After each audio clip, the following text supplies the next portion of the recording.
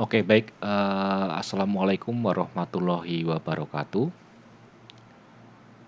Baik, adik-adik, teman-teman semuanya, Mas, Mbak, hari ini saya akan mencoba untuk mendiskusikan ya terkait dengan materi, eee apa namanya, tentang matematika ekonomi ya, yang berkaitan dengan, eee, mat bidang agribisnis juga gitu ya, yang khususnya pada bab, relasi dan fungsi gitu ya. Nah, sebelum saya membahas lebih jauh tentang relasi dan fungsi, maka kita perlu tahu dulu sebenarnya relasi itu apa sih, gitu ya. Relasi ini merupakan konsep ya yang menyatakan bahwa anggota suatu set ya, set itu himpunan gitu, memiliki hubungan tertentu dengan anggota set yang lainnya gitu ya. Nah, hubungan ini nanti akan ditandai dengan ada tidaknya anggota yang saling berpasangan ya dari set yang satu kepada set yang lainnya.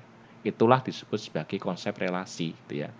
Relasi hanya merujuk pada hubungan saja gitu ya. Tidak ada unsur-unsur lainnya, tidak ada unsur mempengaruhi lainnya gitu ya. Dia hanya hanya memiliki unsur hubungan saja gitu ya. Itu adalah relasi gitu. Nah, ini adalah contoh dari relasi gitu ya. Saya memberikan contoh di sini ada, 5 orang petani gitu ya, dan juga ada, set varietas benih padi gitu ya. Nah, ini adalah, contoh dari relasi ya, di mana petani A ya di sini menyukai Ciherang, petani B ini lebih menyukai IR64 dan seterusnya sampai petani E lebih menyukai IR32 gitu ya. Nah, kita bisa mengidentifikasi dengan jelas ada 2 set di sini ya. Yang pertama set dari petani yang beranggotakan petani A sampai petani E, dan yang kedua adalah set varietas benih yang beranggotakan varietas padi Ciherang sampai IR32 gitu ya. Nah, kita bisa lihat lagi di sini gitu ya. Di sini ada set petani, di sini ada set padi ya. Petani A suka varietas padi Ciherang, petani B suka IR64 dan seterusnya sampai petani E suka IR32. Nah, inilah yang kita kenal dengan sebutan relasi gitu ya. Bisa digambarkan dengan anak panah seperti ini ya.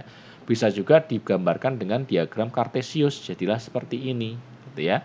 Kemudian relasi juga bisa digambarkan menjadi set berurutan gitu ya. Set berurutan berarti dalam bentuk set A, set B gitu ya.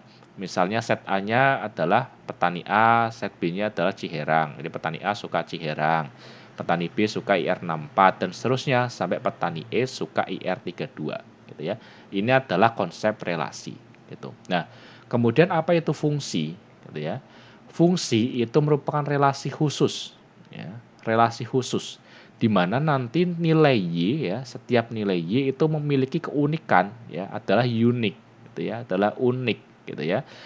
Di mana keunikan ini ditandai dengan bahwa setiap nilai Y akan memiliki pasangan pada X-nya gitu ya, atau setiap nilai X akan memiliki pasangan yang pasangan pada set Y-nya gitu ya. Atau ya dengan kata lain ini kita bisa bilang bahwa fungsi itu adalah proses transformasi atau proses pemetaan gitu ya, dari set X menuju set Y gitu ya, set X menuju set Y. Atau kita bisa tuliskan secara matematis adalah fungsi f titik 2 X tanda panah Y, di mana artinya bahwa fungsi itu merupakan pemetaan set X menjadi kepada set Y gitu ya, atau transformasi set X menjadi set Y. Nah, kurang lebih seperti itu ya. Ini disebut sebagai fungsi gitu. Nah, konkretnya bagaimana? Konkretnya seperti ini ya. Nah, ini contoh lain ya untuk notasi dari fungsi. Bisa juga ditulis Y sama dengan fx ya, di mana Y merupakan fungsi dari X gitu ya. Ini bisa ditulis seperti ini. Contohnya adalah seperti ini. Misalnya ada set pasangan berurut ya. Misalkan ada set pasangan berurut yaitu di mana X, Y ini memenuhi persamaan Y sama dengan 3X ya. Di mana X, Y memenuhi persamaan Y sama dengan 3X gitu. Jika kita memasukkan angka atau kita memisalkan X sama dengan 0 ya, misal X sama dengan 0, ini kan X, Y, ini X, Y ya, ingat ya, X, Y dan seterusnya gitu ya. Kalau kita misalkan X-nya nilainya 0, ya di sini, maka kita bisa menemukan Y nilainya juga 0. Ya, kenapa? Karena 3 dikali 0, gitu ya. Nah, makanya di sini nilainya 0, gitu ya. Kalau X-nya nilainya 1, ya, di sini, ya, kalau X-nya nilainya 1 di sini, gitu ya, dimasukkan ke dalam persamaan, gitu ya, maka Y-nya akan 3. Dan seterusnya, kalau X-nya 3, Y-nya akan ketemu 9, gitu ya. Nah, ini adalah set pasangan berurut 0,0, 1,3, 2,6 dan seterusnya gitu ya. Nah, kalau kita perhatikan ya, nilai Y itu bernilai unik pada masing-masing nilai X gitu ya. Contohnya ini. Contohnya kalau X-nya 0 ya Y-nya pasti 0 gitu. Kalau X-nya 0 nggak mungkin Y-nya 1, nggak mungkin Y-nya 3, nggak mungkin Y-nya min 1 dan seterusnya nggak mungkin. Kalau X-nya 0 ya Y-nya pasti 0 gitu ya. Kalau X-nya 1, Y-nya pasti 3 gitu. Kalau X-nya 2, Y-nya pasti 6 gitu, dan seterusnya. Ini adalah disebut sebagai unik gitu ya. Artinya kepastian, yaitu nilainya pasti segitu kalau X-nya ini gitu ya. Jadi kita bahasa gitu ya. Kalau X-nya 1, Y-nya pasti 3 gitu ya. Kalau X-nya 2, Y-nya pasti 6. Kalau X-nya 3 berarti Y-nya pasti 9. Nah, inilah disebut sebagai uniqueness ya, atau keunikan dari nilai Y ya, pada setiap nilai X gitu ya. Dan inilah yang disebut sebagai fungsi gitu ya. Artinya apa? Artinya di sini ya, di sini di mana nih namanya? Di persamaan ini ya, ini memenuhi persyaratan fungsi ya. Dia berarti merupakan sebuah fungsi Y sama dengan 3X ya. Ini merupakan fungsi gitu karena dia nilai Y-nya unik pada setiap pengamatan gitu ya. Nah, berbeda dengan contoh ini.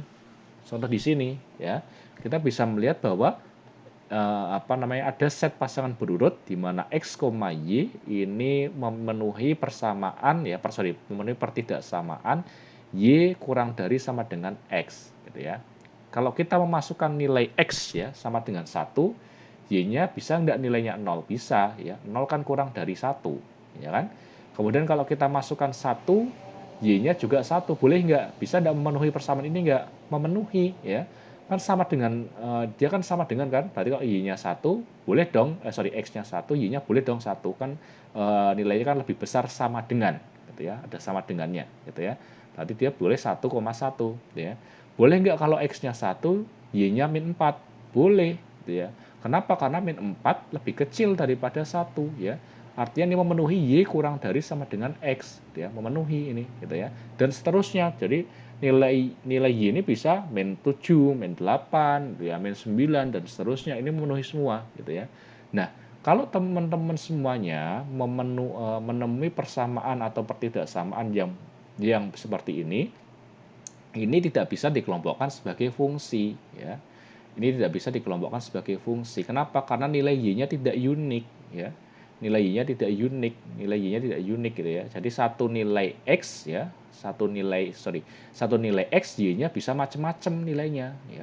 Satu nilai X ya, misalnya nilai X-nya 1, Y-nya bisa macam-macam nih nilainya, bisa 0, bisa 1, bisa min 4 ya. Di sini ya, bisa min 4, bisa min 5 mungkin nanti dan seterusnya gitu ya. Nah, maka dari itu pertidaksamaan Y kurang dari sama dengan X ini tidak bisa dikategorikan sebagai fungsi. Tapi ini merupakan relasi tidak, Pak? Iya, ini relasi gitu ya. Karena saling ada hubungannya nih, 0 sama 1, 1 sama 0, 1 sama 1 dan seterusnya gitu ya.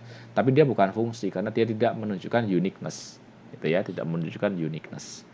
Nah, selanjutnya kita bisa lihat di sini contohnya. Ini fungsi atau bukan? Ya, ini fungsi atau bukan? Ya jelas ini adalah fungsi ya, adalah fungsi. Kenapa? Karena nilai Y-nya itu unik ya. Nilai Y-nya unik pada setiap pengamatan ya. Y-nya misalnya di sini, berarti X-nya di sini gitu ya. Kalau Y-nya di sini, berarti X-nya di sini, Y-nya di sini, X-nya di sini dan seterusnya ya. Unik ini nilainya gitu ya. Dimana setiap nilai X ini mempunyai satu nilai Y ya. Ini adalah unik. Setiap satu nilai X ya punya satu nilai Y gitu. Kalau satu nilai X punya dua nilai Y itu tidak unik ya, gitu. Tapi di sini kan kasusnya satu nilai X punya satu nilai Y ya, gitu ya. Walaupun X1 dan X2 dia punya Y yang sama nilainya yaitu Y0, itu tidak masalah gitu ya. Ini sangat mungkin fungsi seperti ini gitu ya. Nah, itulah disebut sebagai fungsi. Yang penting adalah uniqueness gitu ya. Satu nilai X bisa memiliki satu nilai Y bisa memiliki dua nilai X yang berbeda, tetapi satu nilai X tidak boleh memiliki dua nilai Y yang berbeda, gitu ya. Saya jelaskan, satu nilai Y bisa memiliki dua nilai X yang berbeda, contohnya ini ya, Y0, dia punya X yang berbeda ya, ada X1 sama X2. Tetapi kalau X itu tidak boleh memiliki dua nilai Y yang berbeda, gitu ya. Misalnya Y0 di sini ada Y1, di sini nggak boleh, gitu ya. Kalau seperti itu nanti namanya bukan fungsi lagi, gitu ya. Jadi seperti itulah adalah fungsi. Contohnya lagi adalah ini, domain sama kodomain, gitu ya. Nah, gambar ini merupakan fungsi atau bukan kira-kira? Gambar ini merupakan fungsi ya. Mengapa? Karena dia x-nya ya, x-nya y-nya di sini ya. Y-nya ini memiliki pasangan yang tepat satu di x ya. Y-nya punya nilai satu di x ya. Jadi x, y ya. X, y gitu ya. X, y gitu ya. Kemudian x, y dan seterusnya ya. Y-nya yang di sini ya. X-nya yang di sini gitu ya. Y itu kan range ya, kalau di dalam ekonomi matematika Y itu kan range ya. Di sini ada domain, kodomain. Y itu adalah range. Range itu apa sih Pak? Ya ini yang target tujuan ini. 1, 3, 5, 9 itu adalah range gitu ya. Kemudian di sini 2, 4, 8, 3, 2 ini adalah range gitu ya.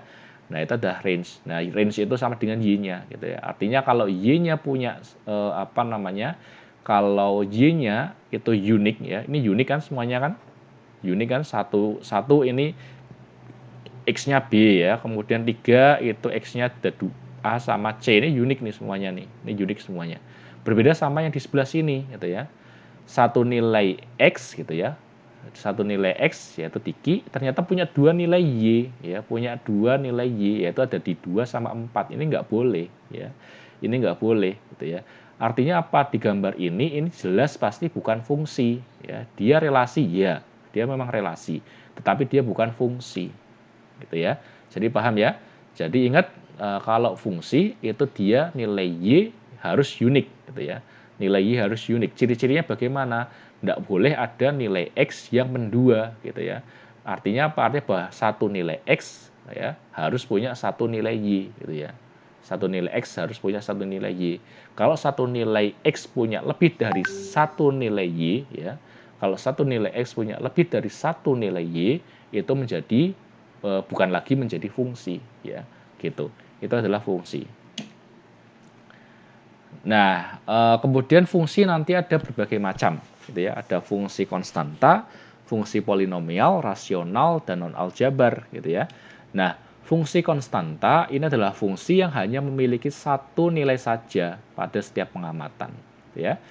Fungsi ini hanya punya satu nilai saja. Contohnya apa? Y sama dengan fx sama dengan 4 ya. Nilainya cuma 4 ya. Jadi berapapun nilai berapapun nilai x gitu ya, Y-nya akan tetap nilainya yaitu 4 gitu ya. Sekali lagi berapapun nilai x di sini gitu ya, maka Y-nya akan tetap 4 gitu ya. Ini adalah fungsi konstanta gitu. Pak, kalau Y sama dengan fx sama dengan min 5 Pak, itu apakah juga konstanta? Iya, itu fungsi konstanta gitu ya. Sehingga nanti kalau teman-teman menggambarkan fungsinya nanti pasti bentuknya adalah garis lurus seperti ini ya, garis lurus. Nah, ini disebut sebagai konstanta. Konstan ya, ini ya, konstan. Lurus saja konstan, gitu ya, tidak ada perubahan sama sekali gitu ya. Ini disebut sebagai fungsi konstanta. Nanti kalau prakteknya nanti ada banyak ya, bisa di autonomous consumption, bisa di autonomous investment. Itu adalah penerapan dari fungsi konstanta gitu. Nah, kemudian fungsi polinomial gitu ya. Fungsi polinomial ini nanti ada banyak jenisnya. Bisa fungsi polinomial berderajat 1, fungsi polinomial berderajat 2, 3, 4, 5 dan seterusnya gitu ya. Fungsi polinomial itu apa sih? Fungsi polinomial itu adalah fungsi yang melibatkan penjumlahan dan perkalian pangkat. Ya, itu adalah fungsi polinomial gitu. Contohnya ini, Y sama dengan A0 ya. Ini parameter ya A0 jadi 1. Kemudian ditambah A1 ini juga parameter X gitu ya. X ini adalah variabelnya. Kemudian ditambah A2 X kuadrat, ini adalah variabelnya X kuadrat. A2-nya adalah parameter dan seterusnya. Sampai AN pangkat XN gitu ya. Ini adalah contoh dari polinomial ya. Fungsinya melibatkan penjumlahan dan perkalian pangkat. Ada penjumlahan, ada perkalian pangkat. Kalau pengurangan boleh nggak ya? Iya, pengurangan juga sama, termasuk itu polinomial, gitu ya. Jadi ini adalah fungsi polinomial. Kalau fungsi polinomial itu berderajat 1 ya, misalnya polinomial itu berderajat 0 gitu ya. Jadi x-nya itu 0 ya. Kalau x pangkat 0, x-nya pangkat 0 ya, berderajat 0 berarti x-nya pangkat 0. Berarti kan x pangkat 0 itu kan 1 ya. Ya kan? X pangkat 0 itu 1. Nah, kalau itu terjadi maka nanti gambarnya adalah fungsi konstan ya. Gambar nanti akan bentuk garis lurus ya. Kalau itu polinomial berderajat 0 ya, akan sama dengan fungsi konstanta gitu ya. Kenapa? Karena x pangkat 0 itu 1 nilainya gitu ya. Ya kan, berapapun angkanya kalau dipangkatkan 0 kan pasti 1 gitu ya. Nah, kemudian kalau itu fungsi polinomial berderajat 1, contohnya ini ya. Nih, x-nya kan derajatnya 1 nih ya, x pangkat 1 ya. Nah, walaupun satunya nggak saya lihatkan di sini ya, tapi di sini ada 1 di sini gitu ya. Pangkat 1 kan boleh tidak ditulis gitu ya. X pangkat 1 gitu ya. Nah, ini menjadi fungsi linear nanti gitu ya. Fungsi linear. Nah, ini adalah fungsi linear. Artinya apa kalau fungsi linear? Berarti dia fungsi polinomial yang pangkatnya paling tinggi itu adalah pangkat 1. Ingat ya, paling tinggi itu adalah pangkat 1 gitu. Kemudian kalau fungsi yang kedua yaitu polinomial berderajat 2, itu berarti fungsinya itu memiliki variabel independen ya, variabel bebas yang maksimal itu berpangkat 2 gitu ya. Di mana ini tidak boleh A2-nya tidak boleh sama dengan 0 ya. Gitu. Kenapa kok A2 yang boleh sama dengan 0? Kalau A2 sama dengan 0 berarti sama dengan nanti fungsinya adalah fungsi linear ya. A0 hanya tersisa A0 ditambah A1 sama X gitu ya, dikali X gitu ya. Nah, itu makanya syaratnya adalah A2 ini nggak boleh sama dengan 0 gitu ya. A2 tidak boleh sama dengan 0 seperti itu. Kemudian itu untuk fungsi polinomial gitu ya, fungsi polinomial yang berderajat 2 atau ini nanti kita kenal sebagai fungsi kuadrat ya. Ini kita kenal sebagai fungsi kuadrat. Nanti bentuknya gambarnya parabola seperti ini. Bisa juga nanti gambarnya kebalik seperti ini gitu ya. Nah, tergantung dari koefisien dari x kuadratnya gitu ya. Tergantung dari koefisien dari x kuadratnya. Nah, kemudian bagaimana kalau fungsi polinomial berderajat 3 gitu ya. Contohnya ini ya, berderajat 3. Jadi dia memiliki maksimal ya, memiliki variabel independen maksimal berpangkat 3 maksimal ya, dan itu harus ada ya, pangkat 3 itu harus ada gitu. Kalau pangkat 3 itu nggak ada maka tidak bisa lagi disebut sebagai variabel fungsi polinomial berderajat 3. Sama juga dengan yang ini ya, kalau x kuadratnya hilang ya dia tidak bisa lagi disebut sebagai fungsi polinomial gitu ya. Ini juga sama, kalau dia x pangkat 3-nya hilang dia tidak bisa lagi disebut sebagai fungsi polinomial fungsi polinomial berderajat 3 ya. Kalau ini x kuadratnya hilang, dia tidak bisa disebut lagi sebagai fungsi polinomial berderajat 2 gitu ya, atau tidak bisa disebut sebagai fungsi kuadratik ya. Ini juga sama, kalau x pangkat 3-nya hilang, dia tidak bisa lagi disebut sebagai fungsi kubik gitu ya.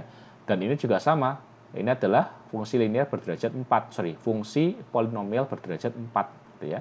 Di mana paling tingginya, independen paling tinggi adalah x pangkat 4 ya. Pangkatnya ada 4 yang paling tinggi. Nah, ini adalah polinomial berderajat 4 dan seterusnya nanti 5, 6, 7, 8 dan seterusnya. Itu nanti sama konsepnya gitu ya. Ini adalah konsep dari fungsi polinomial gitu. Nah, kemudian nanti ada fungsi rasional gitu ya. Ada fungsi rasional. Seperti namanya, fungsi rasional terdiri dari kata rasio gitu ya. Terdiri kata rasio. Artinya apa? Artinya bahwa fungsi tersebut ini nanti dinyatakan dalam bentuk rasio gitu ya. Ada pembilang dan ada penyebut, atau bahasa lainnya perperan gitu ya. Ini fungsinya adalah perperan gitu. Nah, ini dalam prakteknya ada banyak contohnya, nanti ada di biaya tetap rata-rata. Kalau kita pakai menghitung rata-rata gitu ya, misalnya biaya tetap rata-rata atau biaya variabel rata-rata dan seterusnya, itu nanti dia menggunakan fungsi rasional gitu ya. Ciri utama fungsi rasional, dia nanti akan membentuk kurva rectangular hiperbolik ya. Dia membentuk kurva rectangular hiperbolik namanya. Itu apa Pak? Kurva rectangular hiperbolik ya, rectangular hiperbolik itu apa Pak kurvanya? Kurva yang seperti ini ya. Di mana kurva ini tidak mungkin memotong sumbu x dan tidak mungkin memotong sumbu y gitu ya. Tidak mungkin memotong sumbu x dan tidak mungkin memotong sumbu y gitu ya. Inilah disebut sebagai kurva rectangular hyperbolic. Nanti bentuknya kan ini ya kayak kota ya, kayak kotak-kotak gimana ya. Ini kan apa namanya? Agak mengkotak gitu ya nanti ya bentuknya. Maka disebut rectangular hyperbolic. Kalau hiperbolik kayak tadi ya yang bentuknya parabola tadi, yang fungsi kuadrat atau fungsi polinomial berderajat 2 itu adalah fungsi hiperbolik. Tapi kalau ini bukan fungsi hiperbolik saja, tapi ada rectangularnya gitu ya, setengah kotak gitu ya, agak kotak gitu ya, agak kotak. Nah, kenapa kok bisa tidak mungkin memotong sumbu X, Pak? Ya karena dia ini ya, kan rumusnya kan pasti kan ada pembilang, ada penyebut ya gitu ya. Contohnya adalah AVC sama dengan fixed cost dibagi Q gitu ya. Jadi misalnya fixed cost-nya itu 100 gitu ya, Q-nya misalnya 100, berarti kan AVC-nya 1 gitu ya. 100 bagi 100 kan 1. Nah, kalau Q-nya semakin besar, misalnya 1000, misalnya 2000 dan seterusnya, apakah mungkin AVC-nya nilainya 0? Nggak mungkin ya. AVC nggak mungkin nilainya 0. Pasti dia nilainya semakin kecil, semakin kecil, semakin kecil, dan mendekati 0 gitu ya. Semakin kecil dan mendekati 0. Nah, itulah yang dikatakan sebagai rectangular hyperbolic. Dia tidak mungkin memotong sumbu X gitu ya. Tidak mungkin memotong sumbu X ya. Ini sumbu X, ini sumbu Y. Ini juga sama, tidak mungkin memotong sumbu Y dan seterusnya gitu ya. Inilah disebut sebagai fungsi rasional gitu. Nah, kemudian nanti teman-teman akan belajar ada juga yang disebut sebagai fungsi non aljabar. Contoh fungsi non aljabar itu apa? Contohnya adalah fungsi eksponensial sama fungsi logaritma gitu ya. Fungsi eksponensial itu apa? Contohnya ini y sama dengan n pangkat x ya. N itu adalah sembarang angka, terserah bisa 4, bisa 5, x ini adalah ya x gitu ya. Jadi x ini ya x gitu ya, angka x gitu ya. Bisa 2x plus 1, bisa 5x plus 5, bisa akar x kuadrat, akar x plus 3 misalnya dan seterusnya gitu ya. Jadi x ini adalah nilai x-nya gitu ya. X-nya ada di atas. Biasanya kan x-nya ada di bawah ya. X-nya ada di bawah. Sekarang x-nya di pangkat gitu ya. Ini yang membedakan fungsi eksponensial dengan fungsi polinomial gitu ya. Kalau polinomial pangkatnya itu angka biasa gitu ya, 2, 3 dan seterusnya. Tetapi kalau di eksponensial dia pangkatnya adalah x-nya. Yang menjadi pangkat adalah x-nya gitu ya. Nah, kalau digambarkan fungsi eksponensial akan seperti ini ya. Semakin tinggi x-nya, dia akan semakin cepat pergerakannya, ya. Y-nya akan semakin cepat naiknya, ya. Sehingga nanti dia akan semakin tajam ya, semakin tajam kurvanya jadi seperti ini, gitu ya. Tadinya kan seperti yang melandai terus tiba-tiba jadi tajam, gitu ya. Ini adalah ciri dari kurva eksponensial. Kemudian ada kurva yang logaritma gitu ya. Logaritma sebaliknya dari eksponensial ya, diputar sedikit gitu ya, jadilah seperti ini gitu ya. Dimana dia kalau x-nya itu naik semakin banyak, maka penambahan y-nya akan semakin lambat ya. X-nya bertambah semakin banyak, penambahan y-nya akan semakin lambat di sini ya. Coba teman-teman nanti bikin titik-titik ya, garis titik-titik di sini, kemudian nanti x-nya juga sama gitu ya, x-nya di sini, x-nya nanti di sini, kemudian x-nya di sini, x-nya di sini dan seterusnya. Nanti teman bisa lihat selisih di sini pasti akan semakin kecil ya. Padahal x-nya semakin besar gitu ya. X-nya semakin besar di sini sama di sini misalnya, pasti penambahan y-nya akan semakin kecil. Nah, itulah contoh karakteristik dari fungsi logaritma gitu ya. Berbeda sama eksponensial, x-nya berubah sedikit aja, y-nya akan berubah sangat banyak gitu ya. Y-nya akan berubah sangat banyak. Nah, itu adalah fungsi eksponensial dan fungsi logaritma yang merupakan fungsi non aljabar gitu. Nah, kemudian itu adalah materi tentang fungsi gitu ya. Nanti silahkan dipelajari kembali fungsinya gitu ya, fungsi, jenis-jenis fungsi, relasi dan fungsi. Semoga materi saya ini bisa bermanfaat. Saya akhir kata, wassalamualaikum warahmatullahi wabarakatuh.